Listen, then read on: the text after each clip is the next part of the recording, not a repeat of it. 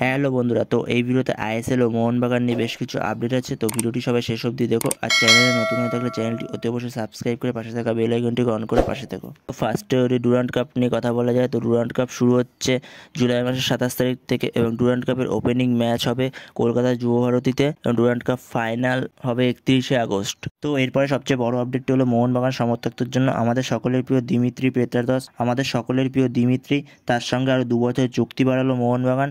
এই খবরটা খুবই খুশির খবর প্রত্যেক মোহনবাগান ফ্যান্সদের জন্য।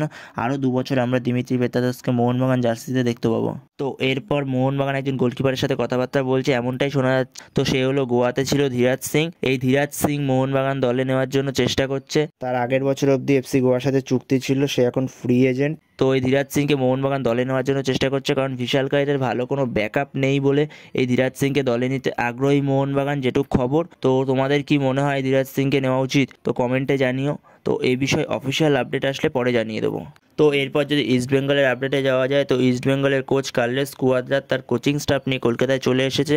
তোমাদের যেমনটা জানিয়েছিলাম যে 2 তারিখ কার্লেস কুয়াদ্রাত কলকাতায় আসতে চলেছে, তো সে চলে এসেছে। তার সাথে সাউল ক্রেসপো কলকাতায় চলে এসেছে। তো এর পরের আপডেট হলো ইস্টবেঙ্গলে প্রভাত লাকড়ার অ্যানাউন্সমেন্টটা অফিসিয়ালি করে দিয়েছে ইস্টবেঙ্গল। তো এই মরশুম থেকে প্রভাত লাকড়াকে ইস্টবেঙ্গল জার্সিতে আমরা দেখতে পাবো। বন্ধুরা, এই ভিডিওতে এই মোহনবাগান ও ইস্টবেঙ্গলের এই আপডেটগুলো তোমাদের সাথে শেয়ার করা ছিল। তো ভিডিওটি ভালো লাগলে অবশ্যই লাইক, শেয়ার, সাবস্ক্রাইব করতে ভুলো না। অবশ্যই মোহনবাগান আর ইস্টবেঙ্গল ফ্যান্সরা একটা করে সাবস্ক্রাইব করে যাও। নেক্সট ভিডিওতে দেখা হচ্ছে, ততক্ষণের জন্য বাই বাই।